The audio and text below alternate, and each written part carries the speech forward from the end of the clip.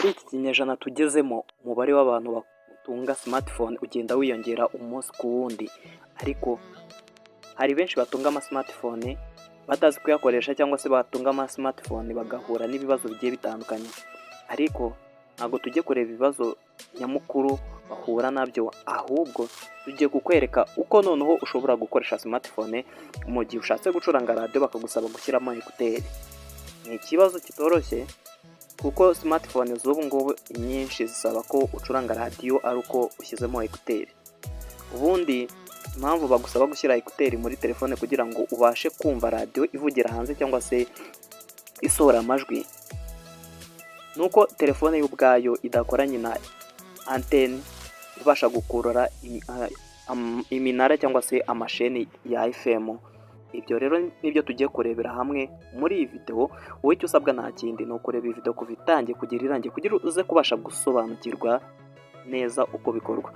Aha ngaha turakwereka uburyo uri bukoreshe ukabasha gucuranga radio yawe muri smartphone bidasabye ko ushyiramo ecouteur. Niba ari ubwa mbere ugeze kuri channel ibuka gukanda handitse subscribe, ufungure n'inzogera kugira ngo tuzajye tubana umunsi ku munsi. Iyi ni channel yacu ya Mr. Nathan, ngiye duhora tubana umunsi ku munsi. Nitwa Nathan. Niba amasomo tubagezaho ajyanye n'ikoranabuhanga agufasha, ibuka ko yasangiza abandi, utanga igitekerezo, ukande like kuri iyi video ndetse n'izindi video twagiye dukora zigiye zitandukanye, ujye ugenda utangaho igitekerezo kugira ngo tujye tubana no mu bindi biganiro. Tudatinze rero reka dusimbuke tuze muri Play Store na application turi buze gukoresha turi bwifashishe mu gucuranga radio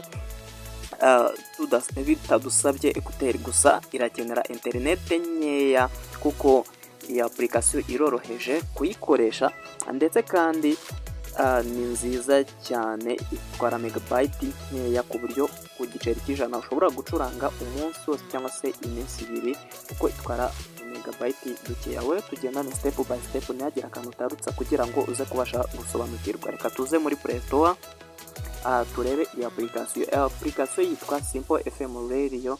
Simple FM Radio, mbese uraza ngaha muri search cyangwa se mu ishakiro wandikemo Simple FM Radio. Simple FM Radio. FM Radio tuze tuyikirike urebe icon ngiye kukwereka abari uraza gukoresha, cyangwa se iyi radio ifite akamenyetso k'ubururu abari uraza kudownloadinga. Uraza usange ahantu handitse install, uraza hano usange handitse install. No usanga handitse install urayikandaho, hanyuma nimara kuinstalinga urahita ubona ahantu handitse open.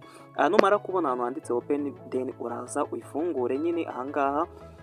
Ni iyi ngiyi, uze uyifungure witegereze neza utumenyetso cyangwa se ikirango cyayo, utaraza kwibeshya ukadownloadinga itariyo.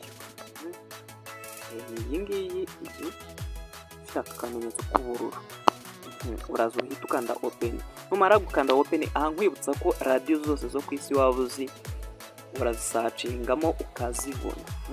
Uraza wowe usacinga radio ushatse, tuvuge wenda Magic FM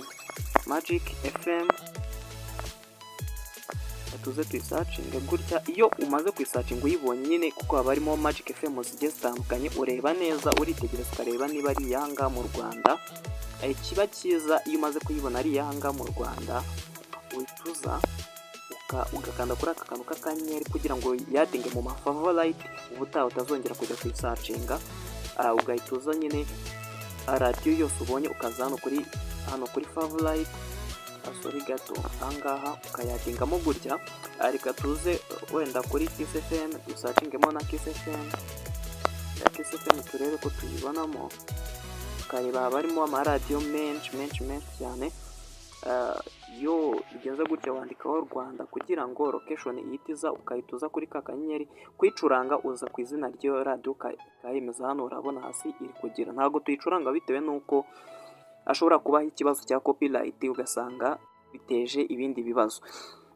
N'ubu buryo ushobora gucurangamo iyi radio. Uraza install nyine nk'ibisanzwe nk'uko twabikweretse. Niba iyi video igufashije bitwereke, uyisangize abandi kugira ngo basobanukirwe ibi byiza duhora tubagezaho umunsi ku munsi. Niba rero kandi ari n'ubwa mbere ugeze kuri iyi channel, ibuka gukanda subscribe nyamuneka kugira ngo bidutere motivasiyo nyine yo kuzajya tubakorera ibindi biganiro bigiye bitandukanye. Nkwibutsa ko iyi ari Mr. Nathan, aho tubagezaho ibiganiro bigiye bitandukanye, amasomo agiye atandukanye mu ikoranabuhanga rigezweho ryagufasha kwiyungura ubumenyi ndetse kandi ryagufasha mu buzima bwawe bwa buri munsi.